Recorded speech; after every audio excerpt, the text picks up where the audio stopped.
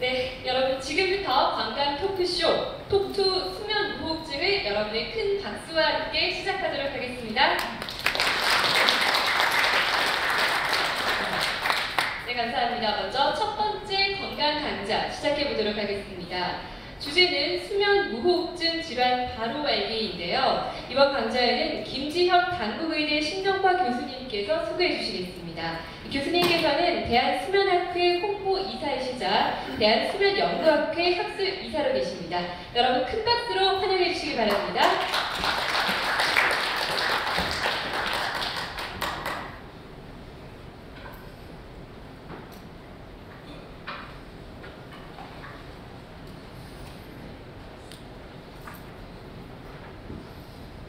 네, 안녕하세요. 소개받은 강릉대병원 신경과 김지현입니다. 제가 이렇게 자리에서 여러분들 뵙고 강의를 드리게 돼서 영광으로 생각합니다. 오늘은 세계 수면의 날입니다. 그래서 저희가 항상 1년에 한 번씩 춘분 직전 금요일에 이렇게 세계 수면의 날을 해서 수면의 중요성을 강조를 하게 되는데요. 특히 그래서 더욱더 오늘 행사가 의미가 깊은 행사로 생각이 됩니다.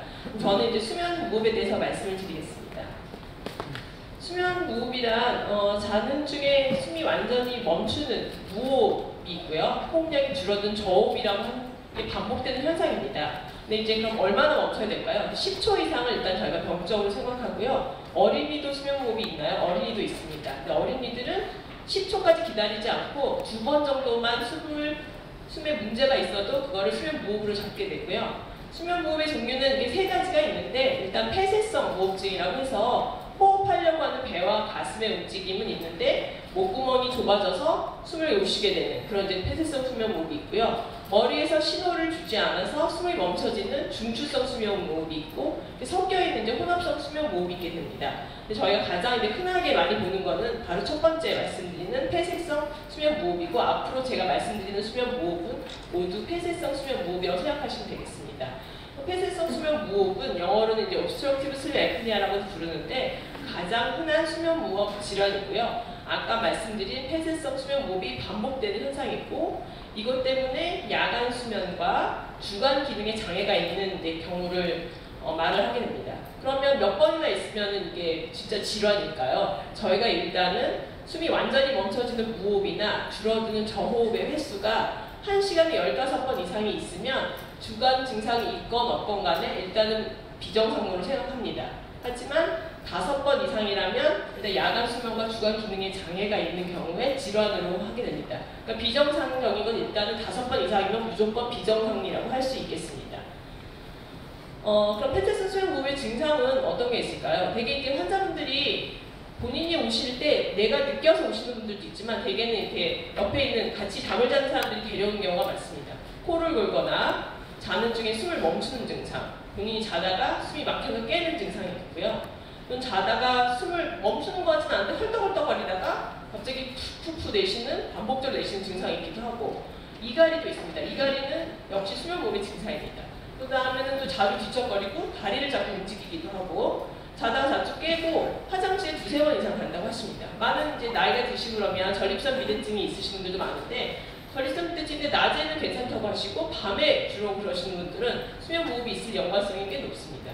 입을 벌리고 자는 경우도 가능성이 많고요. 한밤중에 입이 말라서 물을 마셔야 하거나 아침에 자고 나면 입이 마른 경우 그리고 이제 대부분의 수면무호흡증 환자분들이 그냥 본인은 잘 주무시는 분들도 많은데 일부는 잠을 잘 들기가 어렵거나 자주 깨는 것 때문에 굉장히 불편해하시는 불면증을 호소하기도 합니다.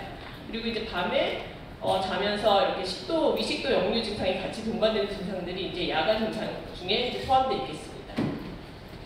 그 다음은 그러면 이런 밤 증상은 본인이 느끼실 수도 있고 못 느낄 수도 있고 옆에 있는 사람들이 코골이나 무호흡을 볼 수 있는데 주간 증상은 어떤 게 있을까요? 주간 증상은 자고 나도 개운하지가 않고 아침에 일어나면 두통이 있고 이렇게 피곤하다. 또 낮에 졸립다고 하시는데 특히 장거리 운전, 지루한감이나 모임 이런 데서 더 졸려 하시고 하루 종일 피곤하고 머리도 멍하고 집중도 잘 안 되고 일의 능률이 감소하고 기억력이 떨어졌다 이런 얘기를 많이 하시고요. 또 이제 기분도 우울하고 짜증도 잘 난다 이렇게 얘기도 하십니다. 그리고 이제 고혈압이나 당뇨가 약도 먹고 하는데 잘 조절되지 않는 경우에 수면 무호흡이 있으신 경우가 꽤 있고요. 이제 발기부전이나 또 낮에도 위식도 역류 증상이 있는 이런 증상들이 모두 수면 무호흡으로 인한 낮 증상이 될 수가 있겠습니다.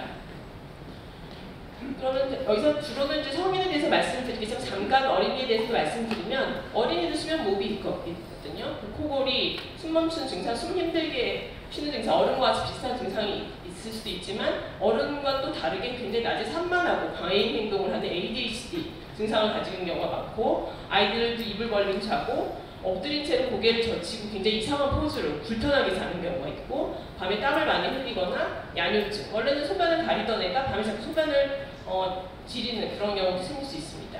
그리고 낮에 굉장히 피곤해하고 성장이 잘 안 되고 몸무게나 키가 작으면서 학업에도 문제가 생기는 경우가 종종 있습니다.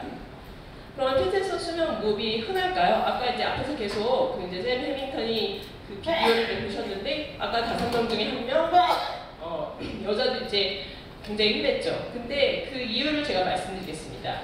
수면 무호흡증이 잘 생길 수 있는 이제 위험 요인은 얼굴 생김새, 특히 이제 작은 턱, 아래턱이 후퇴되어 있거나 이게 위턱이 잘 만들어지지 않았거나 코에 문제가 있는 경우에 흔할 수 있고요. 또는 이제 복잡한 상기도가 뭐 편도가 있거나 아데노이드가 크거나 혀가 크거나 목젖이 길거나 이럴 때도 이제 잘 생깁니다. 그리고 두꺼운 목, 과체중, 비만 이런 데도 생길 수 있고요. 실제로 뚱뚱한 사람만 생기느냐 그렇지 않습니다. 굉장히 말랐음에도 불구하고 이렇게 위에 얼굴 생김새가 작은 턱을 가지고 계신 분들이 굉장히 심한 무호흡증 가시는 분들 많습니다.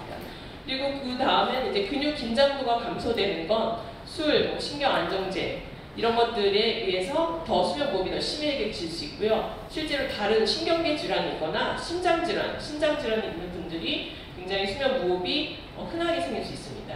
그럼 제가 이런 위험 요인을 다 가졌는데 실제로 이 수면 무호흡은 사람한테 생길 수 있는 질환입니다. 모든 동물이 다 수면 무호흡을 가지고 있느냐 그렇지 않습니다. 왜냐하면 여기 이제 개랑 침팬지랑 어린이, 유아, 태어난 지 1살 미만의 아이와 성인을 봤을 때 이렇게 개와 침팬지는 혀가 지금 요 딱 구강 안에 있거든요. 그리고 목젖이랑 영구개랑 후두개가 이렇게 딱 맞춰져 있어서 혀가 뒤로 떨어지진 않습니다. 그런데 아이도 똑같은 구조를 갖고 있는데 이제 어른이 되면 이 영구개랑 이 후두개가 떨어지고 혀가 지금 이렇게 뒤로 떨어질 수가 있게 됩니다. 뒤로. 그래서 사람이 이런 개나 침팬지에 비해서 수면 무호흡을 가질 확률이 높아지고 앞에 말씀드린 그런 위험 요인이 있으면 더 쉽게 가지게 되시는 거고요. 우리가 이런 구조를 가진 거는 바로 우리가 말을 할 수 있기 때문에 이런 구조를 가졌거든요. 그래서 실제로 수면 무호흡증이 사람한테 특히 많이 있는 질환이고 개는 뭐 불독이나 일부 종에서만 무호흡이 있다고 이제 알려져 있습니다. 그러면 폐쇄성 수면 무호흡의 발생 기전은 아까 위험 요인에서도 제가 말씀을 드렸지만 실제로 이제 기도가 좁아진 경우에 생기는 경우가 많아서요. 이게 기도가 좁은 경우, 그러니까 뭐 뚱뚱하거나 턱이 작거나 이런 경우도 생기고 아까 이제 뭐 신경 근육이 약해졌을 때 신경 근육이 이 기도를 기도를 열어주려고 하는데 만약에 기도는 조그맣고 근육의 보상작용으로 기도를 열려고 하는 게 잘 안 된다면 그러면 이제 무호흡이 생기게 되는 거거든요. 그래서 이 신경 근육의 보상작용이 잘 안 되는 경우가 앞에서 잠깐 말씀드렸던 것처럼 술을 마시거나 신경 안정제를 먹거나 또 우리 잠 중에서 꿈을 꾸는 렘수면이라고 있습니다. 그 렘수면에서는 근육의 긴장도가 감소되기 때문에 그 경우에 훨씬 더 무호흡이 더 심하게 될 수가 있겠습니다. 그래서 처음에 정상이었다가 조금 막힌 경우는 코골이, 조금 더 심하면 숨이 줄어든 저호, 더 심하면 이제 무호흡이 되는 이런 경우가 있고 대개는 무호흡, 저호, 코골이가 되게 같이 이제 동반이 되는 경우가 이제 흔합니다. 그러면 이제 뭐 자가 진단 가능할까요? 일단 의심할 수 있고 이제 많은 환자분들이 이제 요즘 스마트폰으로 많이 이제 녹음을 하십니다. 나 코를 많이 골아요. 뭐 이런 얘기도 하시고 그러는데 그리고 이제 같이 사는 보호자나 목격해서 이제 오시는 경우가 많은데 실제로 본인은 못 느끼시는 경우가 많고 또 주관 증상을 느끼시는 분도 있지만 못 느끼시는 분도 있습니다. 그냥 코만 좀 골지 뭐 무호흡은 없어요. 이렇게 말씀을 하시거든요. 그럼 제가 비디오를 한번 소리를 한번 들어보겠습니다. 그래서 한번 생각해 보세요. 이게 무호흡이라고 생각할 수 있을까? 한번 보겠습니다. 지금 여기를 가고 있는 거거든요.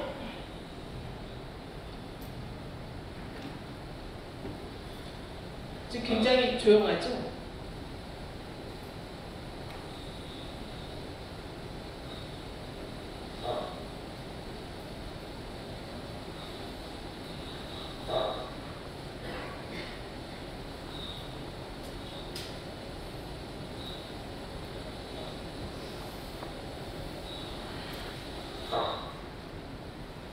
그 약간 꺽꺽 소리도 조금 나는데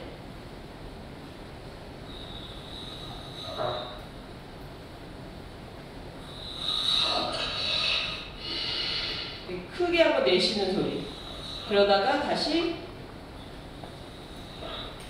살짝 조용해집니다. 그러니까 아주 코를 많이 부시진 않아요. 되게 조용하다가 약간 이렇게 내쉬다가 다시 그냥 주무시는 거니까 실제로 이거를 잘 모를 수도 있겠죠. 근데 지금 40초 이상 숨을 멈췄고 산소 포화도도 막 떨어지고 있는 심한 무호흡증이 있는 부분이거든요. 한 가지 더 보겠습니다. 이 경우는 제가 이제 검사를 판독할 때도 저도 소리가 거의 안 나서 진짜 잘 모르겠다 이렇게 생각하는 그런 부분이었습니다. 지금 숨을 계속 멈추고 있는 상태거든요.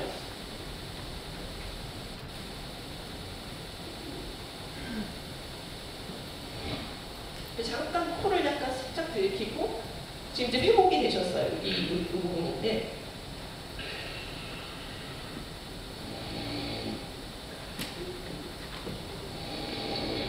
코를 약간 몇 번 보시고 다시 좀 조용해집니다. 그러니까 뭐 굉장히 이렇게 막 시끄럽거나 그렇지 않아서 실은 지금도 계속 숨을 멈추고 있는 상태인데 그 멈출 때랑 안 멈출 때가 차이가 별로 안 나서 실은 옆에서 자고 있으면 모를 수 있고 당연히 본인도 모를 수도 있는 거고요. 이런 거기 때문에 자가진단이 실은 생각보다 쉽지는 또 않습니다. 지금도 이제 회복이 됐는데 환자는 뭐 별 차이가 없어요. 지금 숨을 안 쉴 때랑 쉴 때랑. 그러면 또 다른 거 한번 볼게요. 이분은 이제 코를 이제 보시고 있는 건데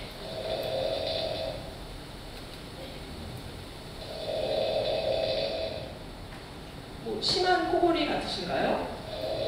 그냥 뭐 한 중간 정도 뭐 잘 자는 것 같아요. 좀 시끄럽긴 하네요 여기서. 근데 이제 이럴 때 이제 코만 보시는 게 아니고 여기 숨이 이제 줄어드는, 완전히 멈추진 않았어요. 이제 무호흡이 아닌 저호흡이 지금 지속이 됐던 거고 비슷한 거 한번 다시 보겠습니다.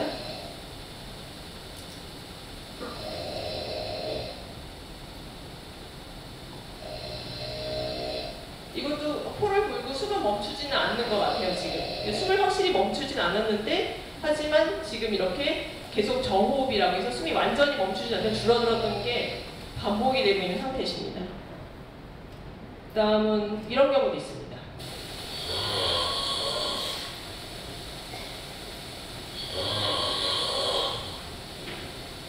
지금 코를 보시고 숨이 계속 줄어들어 있는 상태고요.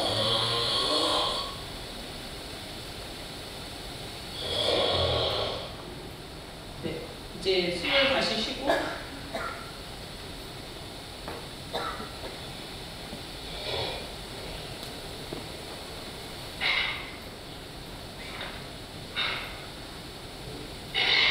들리시나요? 이가리가 있으니까. 이가리가 있는 게 숨이 회복이 되면서 이를 가시는 거거든요. 그러니까 이런 증상도 역시 수면 무호흡증 스타일이고 마지막 비디오 하나 보겠습니다. 이거는 잘 보이진 않는데 다리를 좀 봐주세요. 지금 다리를 살짝 움직이는 거 보이셨나요? 그러니까 지금 이제 무호흡이 쭉 지속이 되다가 깨면서 다리를 움직입니다. 조금 빨리 갈게요. 다 비디오를 보시면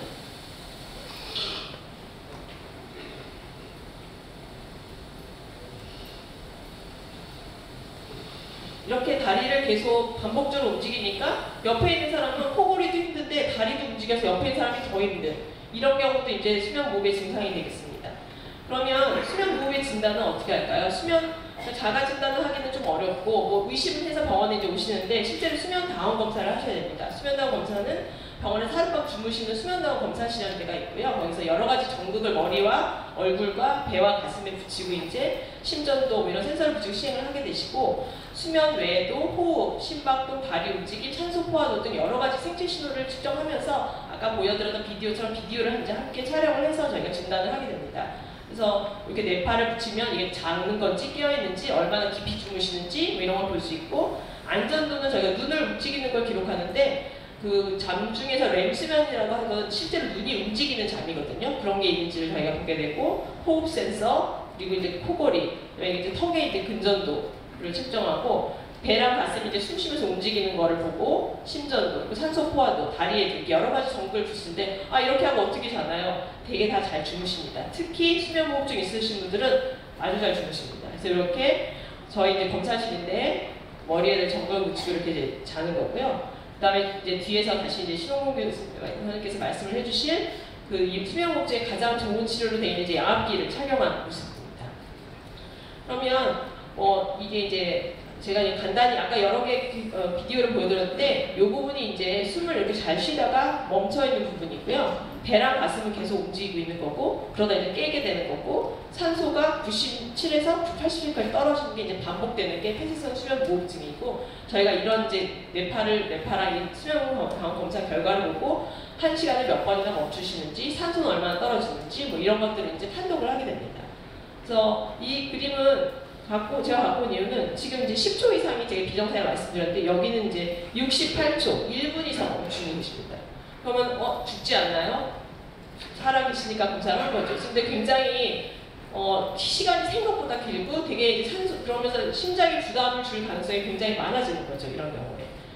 그럼 이제 수면무호흡증의 치료는 일단 1차 치료는 양압기 사용입니다. 이게 이제 불편한 것 같고 그렇지만 실제로 수면무호흡을 없애주기 때문에 오히려 수면의 질을 올리는 경우가 많고요. 아까처럼 숨을 계속 못 쉬던 분이 양압기를 쓰고는 지금 계속 잘 숨을 쉬시는 이런 이제 그림을 갖고 왔고요. 요게 이제 이게 이제 빨간색이 다 무호흡이 있었는데 양압기 쓰고 나서는 그 무호흡이 싹 없어진 거고, 요게 이제 산소가 막 떨어지는 부분입니다. 100%를 가야 되는데 계속 떨어졌다 올랐다 떨어졌다 올랐다 하던 게 무호흡을 쓰고서 싹 없어지는 이런 이제 검사를 저희가 이제 확인을 해서 양압기를 이제 쓰도록 이제 말씀을 드리게 되고요.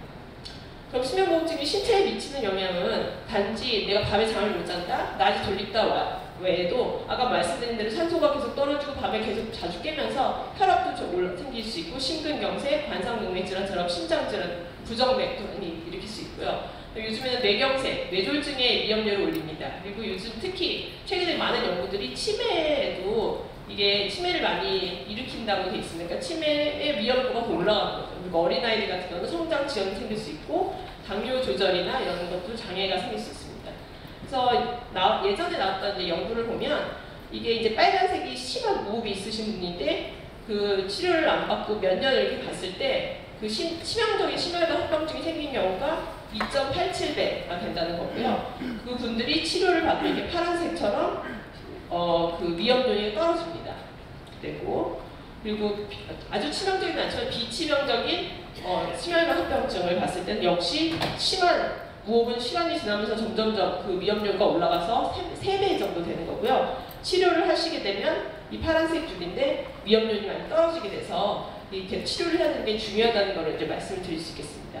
그럼 뇌졸중이 제일 무섭잖아요. 저는 이제 신경과 의사에서 제가 뇌졸중 환자를 많이 보는데 남자에서 정상인에 비해서는 2.87에서 3배 정도 뇌졸중 발생 위험률이 올라가게 됐고, 여자에서는 그래도 여자는 좀 낮습니다. 1.2배 올라가게 됐고요. 전체적으로는 이제 2.2배 정도 올라가기 때문에 계속 이제 역시 무호흡을 치료를 하는 게 중요하다는 걸 이제 말해주고 있는 거죠. 그러면 심장병으로 인한 갑자기 이제 밤에 급사를 하시는 경우, 갑자기 심장이 멈추는 경우가 있는데 심장병으로 인한 급사 시간이 수면무호흡이 있는 경우와 없는 경우가 차이가 납니다. 수면무호흡이 있는 게 하얀색이고 없는 경우가 파란색인데요. 수면무호흡이 있으신 분들은 확실히 밤부터 새벽까지 밤에 급사율이 올라가는 거고, 무호흡이 없으신 분들은 오히려 오전에가 더 맞습니다. 그럼 오전에는 실은 내가 뭔가 심장이 멈추면 빨리 응급실에 갈 수가 있잖아요. 근데 밤에 생기는 거는 지금 빨리 가기가 어렵게 되는 거죠. 그래서 실은 이 무호흡이 있는 경우에는 좀 더 위험하게 돼. 저희가 그러니까 빨리 병원에 갈 기회를 놓치게 되는 그런 확률이 올라가게 됩니다.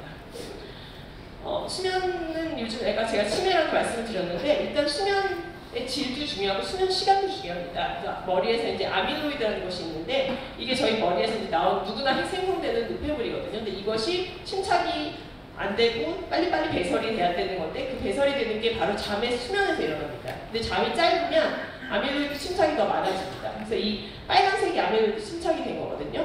그래서 실제로 7시간 이상 주무시는 분 6시간에서 7시간, 6시간 봤을 때 잠이 짧을수록 아밀로이드 침착이 많아서 치매 위험도가 증가한다고 되어 있고, 무호흡은 어떨까요? 무호흡일 때도 마찬가지입니다. 무호흡일 때도 치료를 한 무호흡과 그러니까 치료를 하지 않은 무호흡과 치료를 한 무호흡, 그 다음에 이제 정상분을 비교했을 때 지금 이 아까 말씀드린 아밀로이드가 침착이 되면 저희가 이제 뇌척수액에서 그 검사를 해보는데 머리에 침착이 됐으니까 실제로 뇌척수액, 뇌와 척수를 따라 흐르고 있는 물에는 그 농도가 떨어져야 되거든요. 그러니까 이 무호흡 환자분들은 오히려 머리에 침착이 되기 때문에 그 물에 흐르는 그 아밀로이드의 농도는 감소되어 있고 치료를 하면 다시 정상으로 되는 이런 것들을 봐서 이런 연구들이 계속 나오면서 수면 무호흡을 치료하는 게 앞으로의 그 인지 기능과 치매 예방에 도움이 되겠다라는 걸 이제 강조를 하고 있습니다.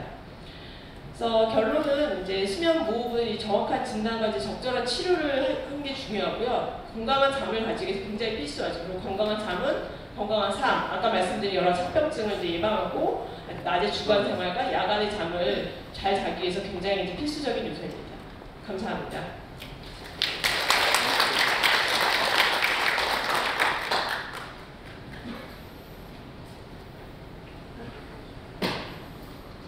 네, 김지현 당구부인의 신경과 교수님께서 수면 무호흡의 다양한 질환에 대해서 자세히 설명해 주셨습니다. 교수님께 다시 한번 큰 박수 부탁드리겠습니다.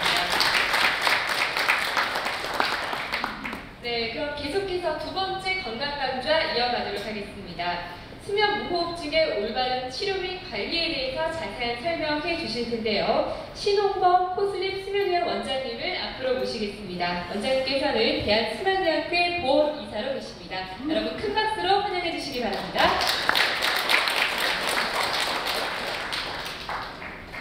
네, 반갑습니다. 소개받은 신홍범입니다. 우선 이런 수면무호흡증에 대해서 여러분들께 말씀드릴 수 있는 좋은 기회가 있어서 수면의학을 하는 사람으로서 너무 기쁘고요. 오늘 이제 세계 수면의 날이라서 또 수면무호흡증 관련된 얘기를 또 하는 게 훨씬 더 뜻깊을 것 같습니다. 여기 오신 분들 제가 좀 뵈니까 이제 연세가 좀 있으신 어르신 분들도 이제 많이 오셨는데, 저는 실제로 이 수면 질환, 수면 무호흡증이 중장년 승만의 문제가 아니고 실제 노인분들한테도 상당히 흔한 질환이고, 이미 이제 최지연 교수님께서 이제 언급을 하셨듯이 뇌졸중, 심장질환 외에 치매 하고도 이제 연관이 상당히 많거든요. 그래서 이제 좀 관심을 많이 가지고 우리가 얘기를 해보면 좋을 것 같습니다. 저는 이제 수면무호흡증의 올바른 치료 및 관리에 대해서 이제 좀 말씀을 드리려고 합니다. 이제 수면무호흡증에는 여러 가지 이제 종류가 있습니다. 아까 김지영 교수님께서 이제 말씀을 하셨는데 폐쇄성 수면무호흡증이라는 게 이제 있고요. 이게 이제 가장 흔한 것이고, 그 외에도 이제 중추성 수면무호흡증, 복합성 수면무호흡증, 이런 몇 가지 이제 분류가 있습니다. 실제 이제 이거는 의사들이 진단을 내리고 또 이제 치료 계획을 세울 때 이제 중요한 거고요. 실제 이제 수면무호흡증을 어떤 식으로 치료할 거냐 이제 하는 게 제일 중요하겠죠. 그 중에서도 이제 폐쇄성 수면무호흡증의 치료에 대한 부분인데, 우선 기본적으로 여러분들이 이제 주변에서 코 고는 사람이 있어요. 이제 어디 여행을 갔는데 옆에 같이 자는 친구가 코를 심하게 골아요. 얘 때문에 잘 수가 없어요. 그럼 어떻게 합니까? 그 사람에게 조금 옆으로 눕혀놓죠. 그럼 좀 코골이 소리가 좀 줄어들지 않습니까? 맞죠? 네, 다 아시잖아요. 네, 그래서 실제로 코골이 무호흡 있는 분들은 바로 누워서 못 주무세요. 바로 누워서 주무시면 혀가 이렇게 뒤로 떨어지면서 기도를 막아요. 근데 옆으로 누우면 어떻습니까? 혀가 옆으로 좀 붙으니까 공간이 좀 더 있어요. 그래서 코골이랑 무호흡이 좀 덜해집니다. 그래서 이제 코골이 무호흡증을 이렇게 옆으로 누워서 이렇게 조금 줄여보는 손쉬운 방법 중에 하나가 이제 이런, 여기 테니스 공이 나와 있죠. 이 테니스 공을 우리 이제 판에 입고 자는 잠옷 등판에다가 이 양말 있죠. 못 쓰는 양말에다가 공을 넣어요. 그런 다음에 이제 그 양말을 우리 여기 어깨축지 있는 데쯤에다가 이렇게 이제 꿰맵니다. 그럼 어떻게 되겠어요? 바로 누우면 백이죠. 그럼 어떻게 되겠어요? 자연스럽게 옆으로 누워서 자게 되겠죠, 그죠? 그러니까 이렇게 하는 걸 이제 자세 치료다라고 얘기를 하죠. 근데 제가 옛날에 그 환자분들한테 한번 그렇게 이제 권해봤더니 일주일 있다 오셔가지고 원장님 그렇게도 효과가 없어요. 저거 그 테니스 공 그냥 깔고 누워서 자요. 이런 분도 있어요. 그럼 어떻게 하면 되겠어요? 골프공으로 바꾸면 됩니다.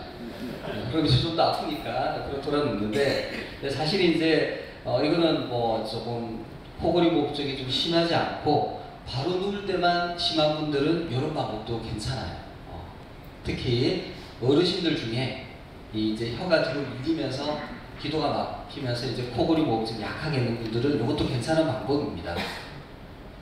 그 다음에 수술, 코골이 수술 얘기 들어보셨죠? 혹시 여기서 코골이 수술 받아보신 분 계세요? 손 한번 들어보세요. 자, 난 코골이 수술 받고 효과가 너무 좋아가지고 너무 만족스럽다. 손 한번 들어보세요. 없으신 것 같아요. 그 다음에 나는 안 받아봤는데 내 친구가 코골이 수술 받고 걔도 뭐 받았는데 별로 신통치 않더라. 그런 거 보신 적 있는 분 손 한번 들어보세요. 꽤 많이 있으시죠.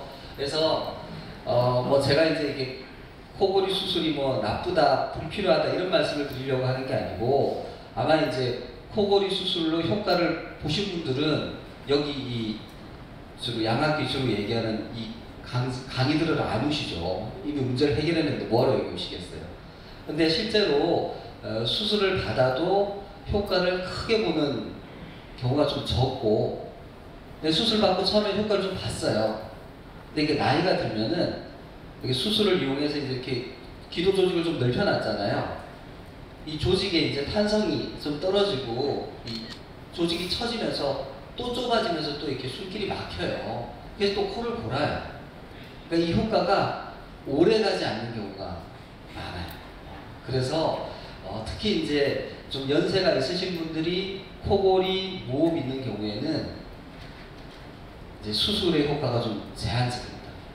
그 다음에 이제 이게 수술은 물론 이제 막 22살짜리 군인이에요. 얘가 봤더니 편도도 크고 그런 친구가 코를 심하게 골아요. 그럴 때는 편도를 떼주는 수술하면 효과가 좋습니다. 또 어떤 친구는 이 코뼈가 휘었어요. 그 비중경 망곡증 이런 거 들어보셨죠? 이비인후과 가면 코뼈가 휘었네요 뭐 이런 얘기 하시잖아요. 그죠? 그러면서 이렇게 찍찍해주고 막 그렇게 하잖아요. 그런 분들 중에 코뼈가 너무 휘어가지고 힘든 사람은 이걸 좀 펴주면 효과가 있어요. 그래서 이제 수술이 다 필요가 없는 게 아니고 경우에 따라서 효과가 있어요. 그런데 모든 사람이 다 이제 수술로 효과를 보기가 조금 어렵고 특히 연세 드신 분들은 사실 수술을 받기가 좀 그래요. 그죠? 이게 이제 수술이 전신 마취 하는데 이거 뭐 마취 사고가 날 수도 있고 제일 문제는 이 코골이 모음증 수술을 하고 나면 한 일주일은 밥을 못 먹어요. 제가 편도 수술을 받아봤어요. 제가 편도가 없어요. 편도를 뗐거든요. 편도 수술 받아보신 분들 있죠, 그죠? 편도 떼는 거. 네. 하고 나면 너무 아파가지고 아이스크림이나 죽 같은 거 먹어야 돼요. 살이 확 빠져요. 제가 봤던 어떤 이제 어르신인데 그분도 한 50대 후반 정도 되셨는데 그분은 뭐 좀 수술을 꼭 받고 싶다 그러셔가지고 좀 말렸는데도 본인이 기어이 하시겠다 그래서 수술을 받았어요. 네, 좋아요. 수술하셨을 때 수술은 잘 됐는데 이분이 거의 한 달 동안 음식을 제대로 못 드셨어요. 그러니까 연세 드신 분이 음식을 한 달 동안 제대로 못 드시면 어떻게 되겠어요? 얼굴이 그냥 이렇게 되신 거예요. 쏙 빠져버린 거야. 그러니까 몸이 너무 약해지시는 거예요. 그래서 이제 수술을 감당하기가 좀 어려운 것도 좀 있습니다. 그래서 이제 나이가 드신 분들 중에 이제 코골이 모음증이 있는 경우는 비수술적인 치료가 좀 도움이 될 수 있습니다. 여기 구강내 장치라고 이거 틀니 비슷한 거 보이죠?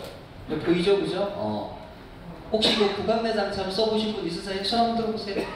예, 두 분, 예, 세 분, 있으니까 예, 그 정도 될 것 같은데, 근데 이제 이것도 치과 선생님들이 치과에서 이렇게 만들어 주시는 거예요. 틀니 비슷해요. 이걸 끼면 원리는 이거예요. 아래턱을 좀 앞으로 내밀어 주는 거예요. 이게 윗니고 아랫니면 원래는 이제 아랫니 윗니를 이렇게 덮고 있거든요. 이걸 끼면 어떻게 되겠어요? 아래턱이 쑥 나가는 거예요. 근데 이렇게 나가는 건 아니고 이렇게 나가면 너무 아프죠, 그죠? 조금 당겨주는 거예요. 한 뭐 5mm, 1cm도 아니고 이 정도 당겨주는 거예요. 그럼 어떻게 되겠어요? 우리 혀가 아래턱에 매달려 있어요. 이렇게 나오니까 혀 뒤에 공간이 생기죠. 아까 우리 김정은 교수님이 그 동물 그림 보여주면서 이제 얘기하셨잖아요, 그죠? 그래서 이제 공간이 확보되면서 효과를 좀 볼 수가 있어요. 근데 이제 아까 말씀드렸듯이 아래턱을 무한정 당길 수가 없는 거예요. 이걸 많이 당기면 어디가 아프겠어요? 턱관절이 아파요.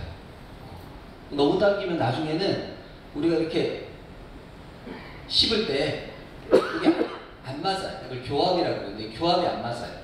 그럼 이제 음식을 씹다 보면 헛도는 느낌이 들고 뭐 이런 게 좀 생길 수가 있어요. 그래서 이제 요거는 한 중간 정도 수면무호흡증 있는 분들 중에 치과 선생님이 잘 보시고 이 사람 이거 해도 괜찮다 싶으시면 이제 만들어서 낄 수 있어요. 근데 잘 때만 끼고 자는 거죠. 낮에는 낄 필요 벗어났다가 이런 건 이제 조금 간편하니까 여행 다닐 때 이제 들고 다니면서 쓰기가 좋아요. 제가 수면무호흡증이 있어요. 제가. 그래서 저도 이거 써봤어요. 저도 집에 이거 하나 있어요. 저도 이거 하나 만들어 놓은 게 있어요. 그래서는 여행 갈 때는 이걸 써요. 하루 이틀 여행 갈 때는. 그때만 이제 끼고 자는 거죠. 근데 이제 오래 끼면 이제 여기 좀 턱관절이 좀 아프기도 하고 좀 심한 사람들은 효과를 보기가 좀 어려울 수도 있어요. 그래서 이런 특성이 있고, 그 다음에 이제 지금 요 앞에도 있고, 여러분 이제 앞에 들어오시다가도 보셨듯이 이제 양압기라는 게 있죠. 이런 기계가 있습니다. 이 기계를 가지고 이제 이용하는 치료가 있습니다. 이 설명을 조금 더 이제 드려보도록 할게요. 아까 이제 뭐 수면무호흡증 증상은 뭐 주간조름, 주기력자 뭐 여러 가지가 이제 있다고 이렇게 이제 말씀을 드렸는데 뭐 김정은 교수님께서 이제 말씀을 많이 해주셔가지고 그 중에 조금 뭐 제 나름대로 좀 이제 인상 깊었던 거를 좀 말씀드리면 이 머리 아픈 거 있죠. 두통. 저한테 어떤 그 두통이 심한 어떤 어르신이 한번 찾아오셨는데 이분이 머리가 아파가지고 안 다녀본 병원이 없는 거예요. 대학병원 신경과도 가보고 뭐 한의원도 가보고 뭐 이것저것 다 해보셨는데 도저히 머리 아픈 게 해결이 안 되는 거예요. 그러다가 우연히 뭐 이게 수면무호흡증이 기사 나오는데 보니까 이게 수면무호흡증이 있으면 머리 아프다 이런 말이 나와서 그거 보고 이제 오신 거예요. 그래서 이제 뭐 검사해봤더니 과연 수면무호흡증이 심하고 그래서 이분은 너무 심해서 바로 양압기를 드렸죠. 그랬더니 그 다음날부터 머리가 안 아픈 거예요. 나 너무 좋다. 근데 왜냐면 수면무호흡증이 있을 때 뇌에 산소 공급이 안 되거든요. 뭐하고 똑같으냐? 연탄가스 마시고 자는 거하고 똑같아요. 매일 밤 연탄가스 마시고 자는 거예요. 그럼 어떻게 되겠어요? 뇌세포가 죽겠죠. 머리 아픈 게 문제가 아니고 뇌 기능이 떨어져요. 그게 이제 더 나아가면 치매가 되는 거예요. 그리고 여기 이제 인지장애 이 말이 이제 수면무호흡증의 이제 주간 증상 등으로 나타날 수 있고 여기 우울증 이런 거 있죠. 우울증. 아니 그 뭐 이렇게 자다가 숨 안 쉰다고 뭐 우울해지냐? 우울해져요. 뇌 기능이 떨어지거든. 우울해져요. 재미가 없어요. 멍하고 의욕도 없고 아무것도 하기 싫고 그렇게 되죠. 특히 이제 여기 인지장애와 관련해서도 이런 게 있어요. 여러분들 그 치매 검사 받아보셨어요? 하면 이게 문답식으로 하는 거 받아보시고 손 한번 들어보세요. 네. 내려셔도 되고 그거 보면 이제 뭐 조금 전에 이제 뭐 단어 3개 불러주고 있다가 물어보고 막 그러죠. 그거 맞췄는지 틀렸는지 뭐 이거 그림 하나 따라 그려 보라는 둥 뭐 저기 생년월 뭐 오늘 며칠이냐 막 묻고 막 그러잖아요. 이게 일종의 시험 보는 거잖아요. 시험 보는 거. 간단한 테스트 하는 거잖아요. 그죠? 그러니까 머리를 써야지 이제 되는 거죠. 근데 다른 말로 하면 어젯밤에 내가 잠을 제대로 못 잤어. 한숨도 못 잤어요. 그래서 나왔어요. 시험을 본단 말이죠. 성적이 잘 나오겠어요? 잘 안 나오죠. 잠을 잘 자면 머리가 맑으니까 들었던 것도 잘 기억하고 답도 잘 할 거 아니에요. 그죠? 그러니까 실제로 이게 어떤 일이 벌어지냐면 내가 이제 수면 무호흡증이 있어요. 아까 이제 우리 김재현 선생님께서 이제 말씀하셨듯이 자면 잠을 숨 막힐 때마다 이제 깨고 깊게 못 자고 그렇거든요. 그럼 잠이 부족해져요. 내가 밤에 7시간을 잤는데 자는 중에 계속 숨이 막혀요. 제대로 못 잤어요. 뇌가 쉬지를 못했어. 회복이 안 돼요. 그러면 사실은 7시간이 아니라 4시간 잠도 또 안 되는 거예요. 나는 7시간 잤는데 명목상으로는 7시간인데 실제로는 3시간도 안 잔 게 되는 거예요. 그 상태로 이제 내가 그 보건소에서 뭐 치매 검사해준다니까 가서 시험을 봤어요. 그럼 어떻게 되겠어요? 성적이 잘 나오겠어요? 잘 안 나오죠. 그럼 어떻게 되냐면 치매네? 이렇게 되는 거예요. 점수가 20점 나온다 이러면 네? 졸지에 치매가 되는 거예요. 사실은 내가 잠을 잘 잤으면 점수가 더 잘 나올 텐데. 근데 사실은 그 성적만 그렇겠어요? 내가 낮에 다른 사람 만나서 얘기하고 이럴 때도 어젯밤에 잠을 잘 못 자가지고 머리가 멍하고 맑지 않으니까 얘기 들은 것도 잘 기억도 못하고 말대답도 제대로 못하고 길 찾아가는 것도 잘 안 되고 그럴 거 아니에요. 그렇지 않겠어요? 근데 실제로 미국에서 이런 이제 치매 증상이 있는 사람들한테 그 중에 이제 수면무호흡이 있는 사람이죠. 한데 이 양압기를 이제 쓰게 해드렸단 말이죠. 양압기를 쓰고 한 1, 2주 있다가 다시 이제 치매 검사를 한 거예요. 그때는 어떻게 해요? 맑은 정신으로 시험을 볼 거 아니에요? 그랬더니 성적이 잘 나오는 거야. 그 치매가 아닌 걸로 나오는 거야. 그럼 그전에는 뭐였어요? 가짜 치매죠. 가짜 치매. 원래 치매가 아닌데 수면무호흡 때문에 잠을 잘 못 자가지고 성적이 잘못 나온 거야. 그럴 수 있는 거죠. 그래서 양압기를 쓰면 치매가 완치되고 이런 건 아니에요.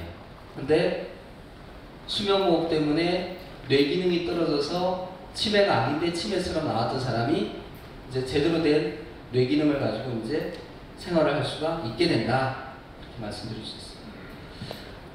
수면무호흡증 있는 사람들이 밤에 뭐 코골이, 호흡곤란, 기침, 여러 가지가 있는데 이 중에 이제 야뇨증이죠.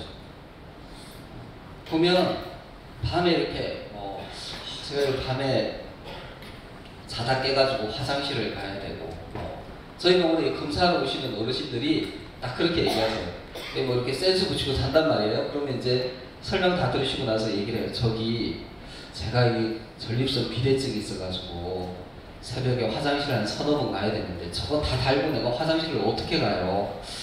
이 검사하기 힘들 것 같은데 그거 다 붙이고 화장실 갈 수 있어요. 사실은 큰일도 볼 수 있어요. 아무 문제 없는데 그게 중요한 게 아니고 밤에 화장실을 가신단 말이에요. 왜 가겠어요? 내가 전립선이 있어서. 그것도 맞는 말씀이에요. 근데 또 뭐가 있냐면 이 수면무호흡증이 있어서 숨이 막히잖아요. 그럼 어떻게 되겠어요? 막힌 숨길을 뚫어보려고 배에다 힘을 주는 거예요. 이게 화장실에서 용 쓰는 거하고 똑같아요. 그럼 실제로 소변 보고 싶은 생각이 더 빨리 드는 거예요. 이해가 되죠? 그래서 이제 계속 화장실 가고 애기들도 똑같아요. 애기들도 똑같고 또 하나는 화장실 간다고 그러는데 제가 딱 그런 분도 여쭤봐요. 그래서 화장실 가셨을 때 소변의 양이 많냐 적냐 물어봐요. 소변의 양이 많은 사람들은 자기들이 물 많이 드신 거야. 네? 그런 거는 조금 줄여야 되는 것도 있고. 근데 또 하나는 물을 많이 안 먹어도 소변의 양이 많은 사람이 있어요. 그럼 제가 또 물어봐요. 그럼 그 소변이 노랗게 좀 진합니까? 아니면 약간 묽습니까? 이렇게 물어봐요. 그럼 이제 진한 사람도 있고 묽다는 사람도 있어요. 근데 밤에 잠을 깊게 못 자면 소변이 농축이 안 돼. 소변이 묽어져요. 무슨 얘기하면 소변의 양이 많아지죠. 화장실에 가고 싶은 생각이 빨리 들어요. 근데 잘 보시면 우리 애기들 잠 잘 자는 애들 있잖아요. 초등학생 이런 애들은 밤새 한 번도 안 깨고 딱 자고는 이제 화장실에서 소변 보는데 아주 진하게 노란 걸로 이렇게 소변 딱 보잖아요. 소변이 농축이 돼서 잘 나오는 거예요. 밤에 수면무호흡 때문에 수시로 깨고 이러면은 깊은 잠을 못 자요. 소변이 농축이 안 돼요. 소변의 양이 많은 거야. 그러니까 빨리 차죠. 그러니까 중간에 계속 화장실 가야 되는 거예요. 그래서 이제 이것도 관련이 있어요. 그래서 이제 수면무호흡증이 뭐 어떤 문제를 일으키냐. 그래서 이제 낮 동안에는 뭐 이런 영향을 미치고 밤 동안에는 이런 영향을 미친다고 이제 이렇게 그림으로 이제 제가 설명을 좀 해놨습니다. 그래서 수면무호흡증은 코골이 호흡 때문에 밤에 내가 잠만 못 자는 게 아니고 낮에도 여러 가지 문제를 만들고 또 내가 인지 기능이 떨어지니까 아까 말씀드린 가짜 치매 상태로 될 수도 있다. 그리고 아까 이제 수면무호흡 있으면 심장병 생긴다 그래서 왜 수명이 짧아진다 그런 얘기 하셨죠? 그 다음에 뇌졸중 발병률도 높아지죠. 실제로 이렇게 자다가 숨이 막히면 그때 혈압이 올라가요. 혈압이 얼마까지 올라가는 줄 아세요? 고혈압 기준이 얼마인 줄 아세요? 혈압 다 재보셨잖아. 그죠? 얼마 넘으면 고혈압이라 그래요? 140. 근데 수면무호흡증이 있는 그 순간에는 혈압이 순간적으로 220까지도 올라가요. 220까지도. 그렇게 혈압이 올라갔을 때 우리 뇌 속에 실핏줄이 터지면 그게 뇌졸중이에요. 우리 이제 김지원 선생님께서 더 잘 아시겠지만 그런 일들이 하룻밤에 그렇게 혈압이 올라가는 게 수면무호흡증 환자 한 중간 이상 되시는 분도 하룻밤에 200번 숨 막혀요. 많으면 400번 막혀요. 하룻밤에 200번, 400번씩 이 가는 뇌혈관에 그런 압력이 가해지는 거예요. 그럼 버티다 나중에 터지겠죠. 그러면 자는 중에 뇌졸중이 오는 거예요. 아니면 자는 중에 심장이 멈추고 그래서 돌아가셔. 그럼 그 다음날 자식들이 보고는 자는 잠에 잘 가셨네, 편히 가셨네, 뭐 호상이네 이런단 말이에요. 사실은 자다가 숨 막혀서 돌아가신 거야. 그래서 수면무호흡증이 그렇고 비단 연세 드신 분뿐만 아니라 실제로 40대, 50대 이런 분들 중에 제가 아는 의사분들 중에도 주무시다가 돌아가신 분이 있어요. 되게 어떤 경우냐면 40, 50대는 좀 뚱뚱하죠. 예? 뚱뚱하고 몸이 좀 나오고 목이 굵고 짧은 사람 이런 사람들이 심해요.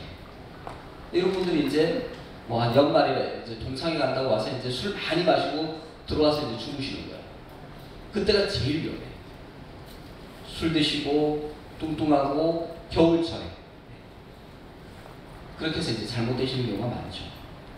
근데 이게 좀 재밌는 게 수면무호흡증이 다양한 질환을 동반하는데 비만이 생길 위험이 높아진다. 이게 무슨 얘기냐면 수면무호흡증이 있으면 뚱뚱해진다는 거예요. 근데 원래 뚱뚱한 사람들이 수면무호흡증이 또 심해요. 그러니까 비만이 수면무호흡증을 부르고 수면무호흡증이 또 비만을 부르는 거예요. 악순환인 거예요. 그래서 보시면 이 수면무호흡증이 있으면요 식욕을 자극하는 그렐린이라는 호르몬이 증가해요. 쉽게 말해서 음식을 땡기게 하는 호르몬이 늘어요.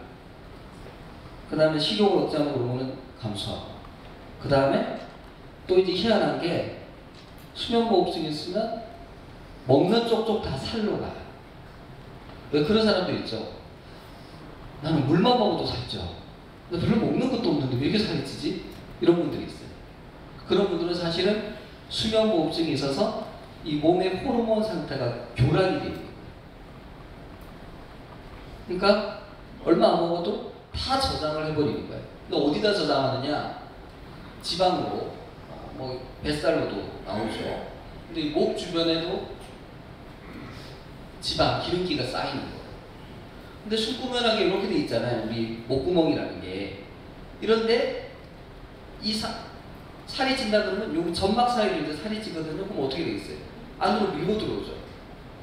그 좁아질 수밖에 없는 거예요. 그러니까 살이 찌면 이제 수면무호흡증이 심해질 수밖에 없죠. 수면무호흡증은 뭐 이제 비단 뭐 한국 사람만 있는 게 아니고 뭐 전 세계적으로 어느 나라 어느 문화권이든지 간에 거의 한 4분의 1 정도 되는 사람들이 이제 수면무호흡증을 가지고 있다. 심한 사람들은 한 10% 정도 된다. 이렇게 얘기를 할 수 있고 또 외국에서도 이제 상당히 많은 이제 수면무호흡증 환자들이 있는데 대부분은 치료를 안 받고 있거나 못 받고 있거나 뭐 그렇죠. 사실 이제 뭐 이따 이제 나중에 저희가 보험 얘기도 조금 하고 그렇게 할 텐데 아마 작년 이제 우리 6월부터 우리나라도 이제 수면무호흡증 검사나 뭐 양압기도 보험이 됐는데 당장 예를 들어 1년 전만 해도 이게 안 됐어요. 그러니까 이제 알고 관심 있는 분들도 이제 뭐 치료를 받아보려고 해도 너무 비용 부담이 되니까 옛날에는 이런 양압기 한 대가 뭐 200만 원, 250만 원 정도 했는데 그걸 개인이 부담하기에는 너무 큰 비용이었죠. 뭐 그랬고 외국도 마찬가지예요. 이제 좀 선진국들은 이제 양압기 이렇게 보험이 되는데 안 되는 나라도 많고. 근데 또 하나는 몰라요. 수면무호흡증이 있는지 대부분의 사람들은. 근데 또 어떤 경로로 이런 수면무호흡증에 대해서 잘 아는 분들은 10년 전, 20년 전에도 다 치료를 받았어요. 제가 이제 그 레지던트를 이제 서울대에서 했고, 제가 이제 서울대학교 병원 그 수면센터에서 이제 임상 강사다고 그랬는데, 뭐 서울대 병원이니까 뭐 이제 여러 뭐 분들이 많이 오시죠. 그때 이제 뭐 이런만 되면 알만한 뭐 국회의원도 오시고 뭐 무슨 이제 경제부총리 하셨던 분도 오시고 그러는데 그분들이 그때가 지금부터 한 15년 전이죠. 코골이 뭐 있다고 이게 치료를 하러 오신 거예요. 그래서 이제 검사하고 상담받고 양압기 쓰고 그랬어요. 그 당시에도. 그러니까 이제 어떻게 이런 어려선고에 이제 접근이 잘 되시는 분들은 쉽게 말해서 이제 주치의나 이런 사람들이 뭐 피곤하고 코골이고 이러면 가서 검사해보고 이런 거 하세요. 이런 분들은 그 당시에는 이제 다 와서 검사도 받고 양압기도 쓰고 뭐 그렇게 했고, 또 이제 잘 모르시는 분들은 뭐 내가 아까 그 두통 때문에 고생하셨던 그분처럼 두통으로 온갖 곳에 다 들어가서 뭐 MRI 찍고 이래도 원인을 못 찾다가 이제 어떻게 되게 이제 알고 오셔서 이제 그렇게 치료를 받는 것처럼 그런 면도 있었습니다. 그래서 이제 이런 자리를 통해서 이게 수면무호흡증이 이런 거구나, 이제 이런 치료가 있구나 이런 것들을 이제 여러분들이 아시고 또 이제 본인이나 주변 사람들한테도 이제 이렇게 치료에 대해서 권해드릴 수 있는데, 실제로 저한테 이제 오시는 분들 중에는 예를 들어서 아드님이 수면무호흡증을 검사하고 양압기를 써요. 본인 효과가 좋으면 아버님을 모시고 와요. 나중에 회사 사람을 데리고 오기도 하고 주변에 있는 사람들 보고 이제 얘기를 하고 그렇게 좀 쉬는데, 이 수면무호흡증이 이제 그만큼 흔하고 여러 사람들한테 이제 발견이 되는 문제다라고 볼 수 있습니다. 실제로 이제 수면무호흡증이 제대로 치료가 되지 않아서 뭐 산업재해, 교통사고, 손실, 또 이 수면무호흡증 때문에 아까 뇌졸중, 심정질환 이런 거 생기는 것 때문에 사회적으로 손해가 많이 난다 이런 말씀도 있고, 또 수면무호흡증 때문에 이제 졸음운전으로 인한 사고 위험이 상당히 높다. 그래서 이제 이런 분들을 찾아서 이제 치료를 잘해드려야 된다 그런 말씀도 있습니다. 그래서 이제 우리나라 작년 7월부터 이제 수면무호흡증 치료가 보험이 됐고요. 특히 양압기를 이제 이런 기계 뭐 이런 게 있는데, 이게 이제 옛날에는 내가 사는 거였어요. 근데 지금은 빌려 쓰는 임대료를 나라에서 이제 지원을 해주는 거죠. 그래서 이제 가장 뭐 흔히 쓰는 자동용 같은 경우가 환자 본인이 한 달에 한 17,800원 정도 부담하시면 된다. 근데 이걸 이제 매달 부담하시면서 쓰시게 되고, 1년에 마스크 한 개 정도를 내가 19,000원 정도 부담해서 이제 쓰실 수 있다. 실제로 이런 마스크가 옛날에는 한 20만 원, 30만 원 그 정도 했어요. 그래서 이제 양압기 치료를 할 때 뭐 어떤 양압기를 어떻게 선택해야 되나, 어떤 마스크가 잘 맞냐, 근데 이런 거에 상당 부분은 사실은 처방을 해주는 의사 선생님이 고민을 하는 거예요. 근데 이제 그때 환자분 이제 대화를 해서 환자분의 수면 패턴이라든지 수면 무호흡이 심한 정도, 얼굴 형태, 이분이 이제 다른 재반 상황을 고려해서 이제 처방을 해드리는 거죠. 물론 이제 그게 환자 본인 개인의 이제 선호도 같은 것도 좀 반영이 되게 됐습니다. 그래서 이제 보시면 앞에도 뭐 전시가 되어 있을 것 같은데요. 이 마스크 중에 보면 이렇게 코를 덮는 게 있고요. 잘 때 이제 마스크를 쓰고 자는데 입을 벌려서 입으로 바람이 새요. 그럴 때는 코하고 입을 같이 덮는 이런 마스크도 있어요. 그다음 또 이제 난 이런 게 너무 깝깝하다, 이걸 다 덮으면 너무 깝깝해요. 그리고 얼굴에 자국이 생기면 싫어. 그런 분들은 콧구멍에만 달려 이런 필로 타입의 이제 이런 마스크도 있어요. 그 다음에 네이저 밴더 타입이라고 해서 요즘 새로 나온 마스크인데 이런 형태도 좀 있어요. 그래서 이렇게 잘 때 움직여도 이 튜브 때문에 잠에 방해되는 게 이제 좀 줄어드는 이런 마스크도 있습니다. 그래서 이런 내용들에 대한 정보는 이제 실제로 의사 선생님도 잘 알고 계시는데 환자분들이 제가 이걸 썼더니 너무 답답해요. 이렇게 안 답답한 마스크도 있다는데 저는 이거 쓰면 안 되나요? 이렇게 이제 물어봐야 되죠. 안 물어보면 또 모르시니까 그런 형태로 도움을 받으실 수 있습니다. 그리고 이제 실제로 내가 양압기를 사용을 했단 말이죠. 사용을 하면 이 양압기 안에는 여기 이 기계 안에는 SD 카드가 있어요. 우표만한 카드가 있어요. 거기에 내가 사용한 기록이 다 저장이 되게 돼요. 그걸 들고 와가지고 이제 의사 병원에 주면 병원에서 데이터를 다운로드 받아요. 그래서 어젯밤에 어떻게 썼는지, 그전에 어떻게 썼는지, 1일 전에 어떻게 썼는지, 2달 전에 어떻게 썼는지 그게 다 나와요. 그 내용을 보고 쓰는데 이런 어려움이 있는데 이걸 어떻게 해결해 줘야 될까? 그런 고민을 의사가 하는 거예요. 의료진이 하는 거예요. 그리고 특히 이제 레스메드 기계 같은 경우는 우리나라에서는 이제 아주 활발하게 이루어지지는 않는데 이 기계가 이제 인터넷으로 연결이 되는 거예요. 내가 어젯밤에 사용한 기록이 인터넷을 통해서 병원에 있는 이제 서버로 들어가는 거죠. 내가 어젯밤에 쓴 걸 오늘 아침에 이제 의사가 들여다볼 수도 있어요. 그래서 이제 그걸로 이제 상담을 하기도 한다. 근데 이제 그런 경우에는 뭐 또 통신 비용이라는 게 좀 더 들어서 아직까지는 조금 이제 부담이 될 수도 있습니다. 그래서 이런 이제 점점점 이런 양압기 치료를 수월하게 할 수 있는 새로운 기술들이 많이 나오고 있고요. 이제 이런 기술들을 통해서 여러분들 이제 환자 여러분들이 이제 양압기를 더 잘 쓸 수 있도록 도와드리려고 애를 많이 쓰고 있습니다. 네, 이상입니다.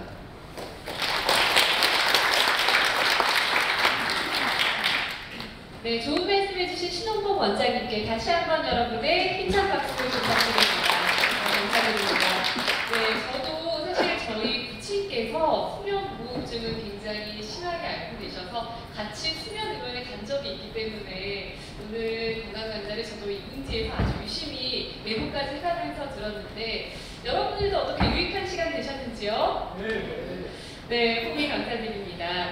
강의를 들으면서 전 세계 1억 명에 달하는 인구가 수면 무호흡증에 시달리고 있다고 하니까 굉장히 놀랍기도 하고 또 안타깝기도 한데요. 이 수면 무호흡증이 정말 밤낮을 가리지 않고 우리 정서적으로 또 신체적으로 다양한 질환을 동반하고 있어서 이 강의를 들으면서 더욱더 경각심을 느끼게 됐습니다.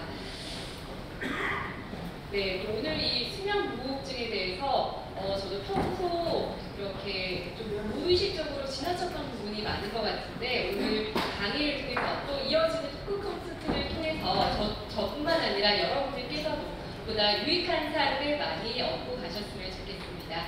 그럼 무대가 준비된 대로 바로 토크 콘서트를 이어가 보도록 하겠습니다.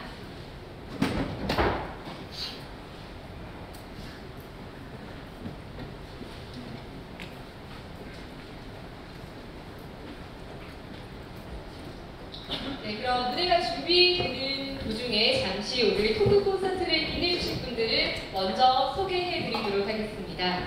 오늘 토크 콘서트의 진행은 동아일보 이진한 의학전문 기자께서 수고해주실 예정이고요. 그 밖에도 앞서서 10개 강연을 해주신 김지현 교수님 그리고 신홍범 원장님을 비롯해 특별한 손님 한 분이 찾아오셨는데요. 제가 이분을 무대에 모실 때 함께 소개해드리도록 하겠습니다. 잠시만 더 기다려주시기 바랍니다. 네, 이제 무대 준비가 모두 끝났습니다. 제가 앞서 소개해드린 분들 모두 무대 위로 모셔보도록 하겠습니다. 여러분 큰 박수 부탁드립니다.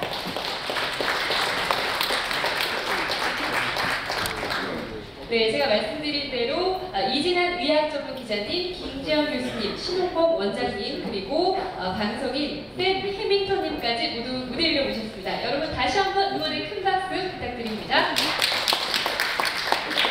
네, 감사합니다. 그럼 저는 이만 이진한 의학전문 기자님께 마이크를 넘겨드리도록 하겠습니다. 이진한 기자님.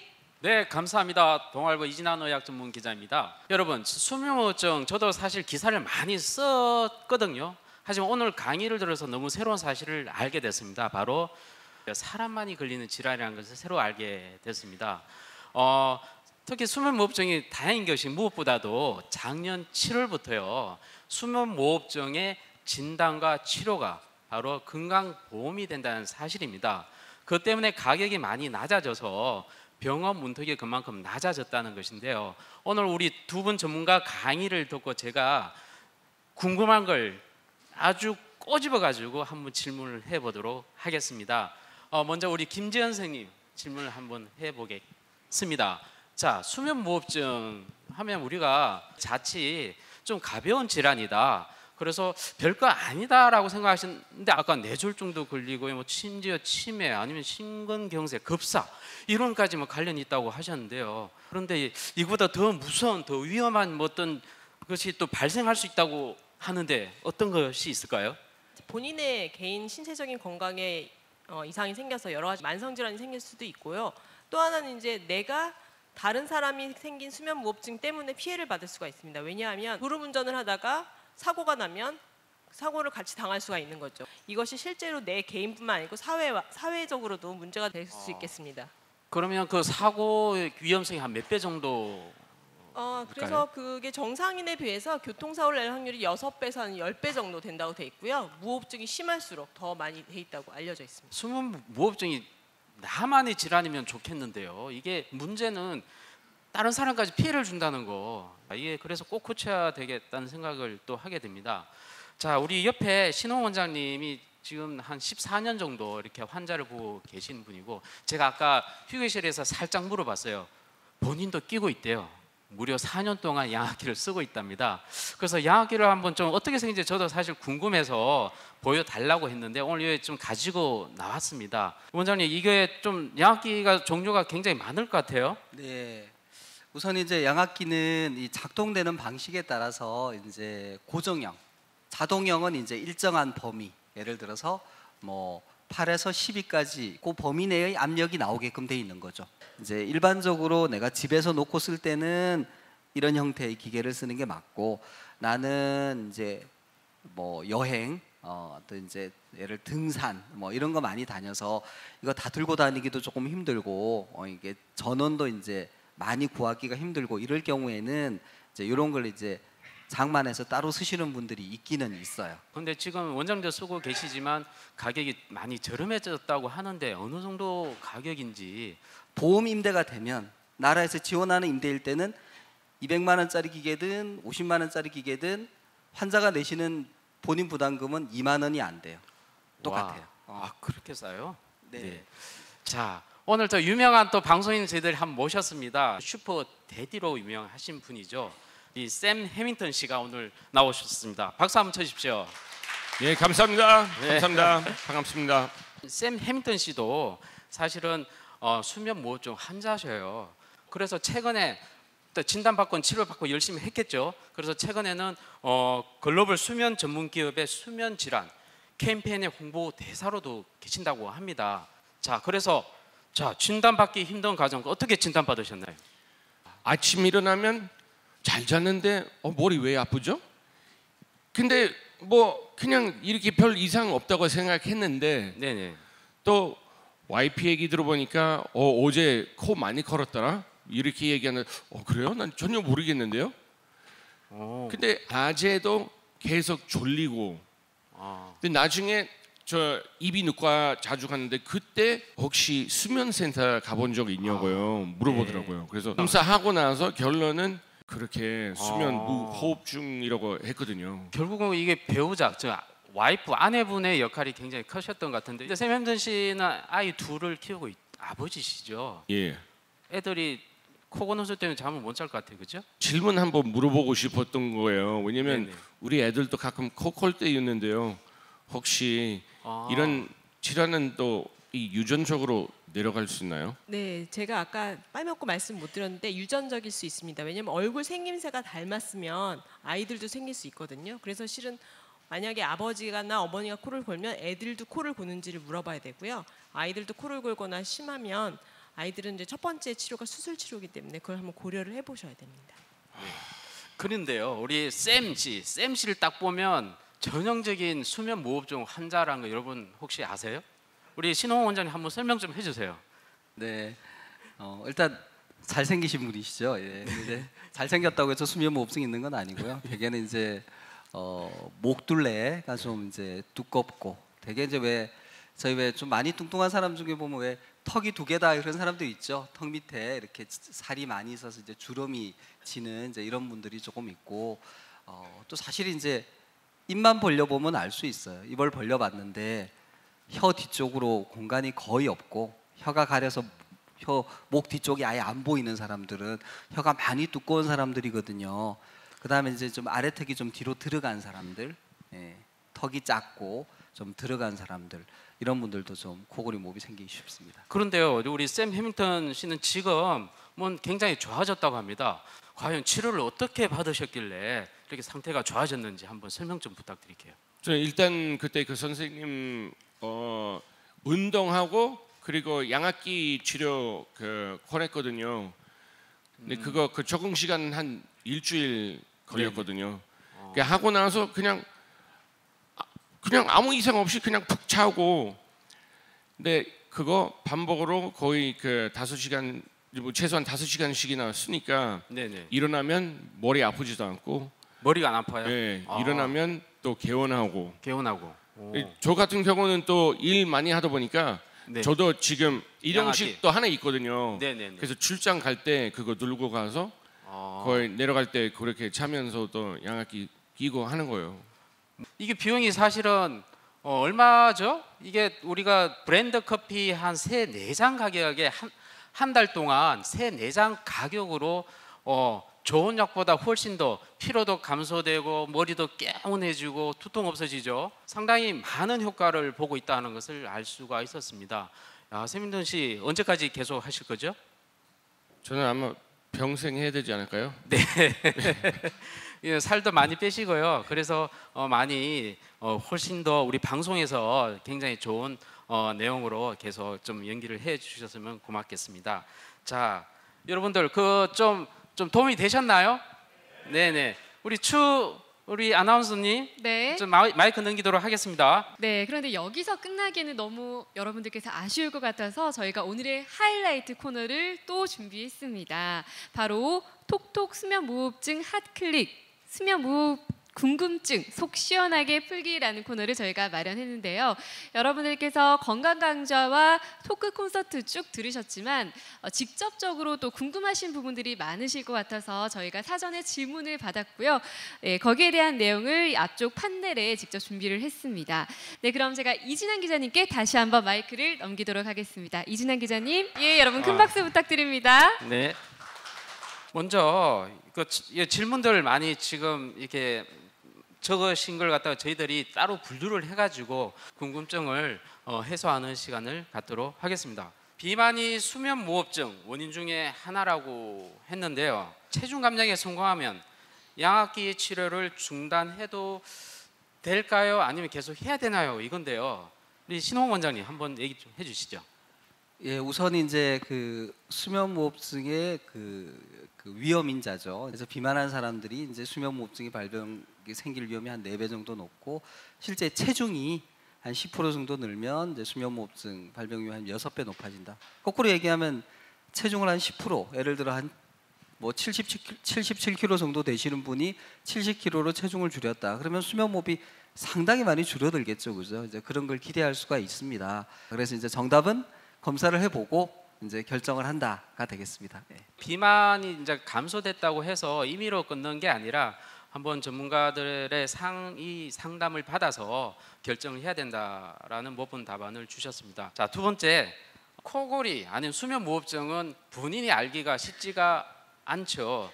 그래서 우리 배우자 아니면 자식들이 혹시나 걱정돼서 병원을 가게 되는 경우가 많습니다. 질문은 그렇습니다. 혼자 사는데 코골이와 수면 무호흡증은 자면서 나타나는 증상이기 때문에 혼자서 알기가 힘듭니다. 자, 이때 질환 여부를 어떻게 알 수 있느냐라고 하셨어요. 네, 일단 내가 코를 골거나 숨을 멈추는지 모르지만 길게 잤는데도 낮에 피곤하고 졸리면 일단은 의심하셔야 됩니다. 그리고 집중도 안 되고 기억력도 떨어지는 것 같다, 이러면 생각하셔야 되고요. 특히 내가 남자 35세 이상 체질량 지수가 30 이상 이러면 더 의심하셔야 되고, 내가 턱이 작거나 뭐 이런 경우에도 더 의심하셔야 되고, 여자들도 안전하지 않습니다. 특히 폐경기 여성분들도 이런 증상이 있으면서 내가 폐경기면은 내가 수면 무호흡증이 있는 게 아닐까, 뭐 검사를 받을 거를 고려해 보셔야 합니다. 때 보니까 네. 저도 공감 갔던 부분이 있었어요. 지금 생각해 보니까 자다가 이렇게 저도 가끔 깰 때 이렇게 탈이 막 이렇게 칠 때도 있었고 이렇게 그것 때문에 깰 경우도 있었어요. 네네. 지금 얘기 들어보니까 그런 것도 느꼈을 때 충분히 뭐 병원 찾을 수 있는 이유 하나 될 것 같아요. 자, 또 세 번째 질문으로 넘어가도록 하겠습니다. 증상이 개선되면서 양압기 사용 횟수라든지 시간을 조금 줄여도 되는지, 그리고 급여 혜택을 지속적으로 받을 수가 있는지, 그런 경우에 급여 혜택을 받을 수 있을까요? 이에 대해서 좀 자세히 좀 설명 좀 부탁드릴게요. 우리 신홍 원장님 하실까요? 예. 우선 이제 양압기는 보험 임대죠. 이제 기계 회사의 기계를 내가 빌려 쓰는데 그 비용을 이제 내야 되는 거죠. 근데 이제 그 비용이 80%를 보험공단이 지원을 해주는 거예요. 20%를 내가 내는 거고. 근데 이제 나라에서 아무 기준 없이 해줄 수는 없잖아요. 그래서 90일의 기회를 드리는 거예요. 그럼 이제 사용 기록이 아까 저 카드에 다 저장된다 그랬잖아요. 그걸 받아 갖고 와서 봤을 때 제일 잘 쓴 연속된 30일을 뽑습니다. 그래서 4시간 이상 쓴 날이 며칠인지 개수를 다 세요. 그래서 21일, 그러니까 30분의 21이니까 10분의 7이죠. 70%를 넘으면 합격이 되는 거예요. 아, 이 사람은 이 기계하고 잘 맞고 잘 쓰실 분이구나. 그럼 그 다음부터는 제한 없이 보험 혜택을 받을 수 있도록 이제 현재 되어 있습니다. 근데 여기서 이제 조금 착각하기 쉬운 게 30일 중에 21일이 꼭 연속될 필요는 없어요. 그런데 이제 또 재밌는 질문이 굉장히 많이 있습니다. 양압기를 쓰면요, 옆에 같이 자는 가족들이 이 그 소리 때문에 이거 힘들지 않느냐. 근데 실제로 내 몸속으로 들어가서 양압기가 작동하는 방식으로 보면 이 정도의 센 바람이 막 이렇게 들어오는 건 아니에요. 실제로는 이제 이게 어떤 구조냐면 마스크를 쓰잖아요.